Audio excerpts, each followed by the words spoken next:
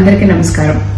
రాజశేఖర్ గారి హెల్త్ లో చాలా మంచి ఇంప్రూవ్మెంట్ వచ్చింది. ఆయన బాగా రికవర్ అవుతున్నారు.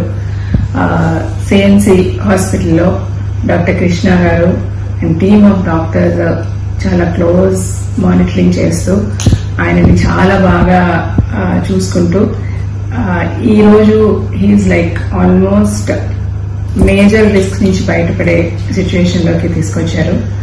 ఆయన స్లో అండ్ స్టడీగా కోలుకుంటున్నారు. త్వరలో ఐసీయూ నుంచి కూడా బయటకు వచ్చేస్తాము. రాజశేఖర్ గారు వెంటిలేటర్ మీద ఉన్నారు అన్న ఒక న్యూస్ కూడా స్ప్రెడ్ అవుతుంది. ఆయన ఏ రోజు వెంటిలేటర్ మీద లేరు. అంటే ఆయన చాలా క్రిటికల్ సిచ్యువేషన్ కి వెళ్లారు. డెఫినెట్ గా చాలా సీరియస్ స్టేట్ నుంచి బయటకు వచ్చారు. కానీ బట్ వెంటిలేటర్ గా లేరు. నాన్ ఇన్వేసివ్ వెంటిలేటర్ అని బయట ఎక్స్టర్నల్ సపోర్ట్ ఆఫ్ ఆక్సిజన్ తోనే ఆయన ఉన్నారు. ఇప్పుడు మెల్లిమెల్లిగా ఆక్సిజన్ సపోర్ట్ తగ్గిస్తూ ఆయనకి ట్రీట్మెంట్ జరుగుతుంది.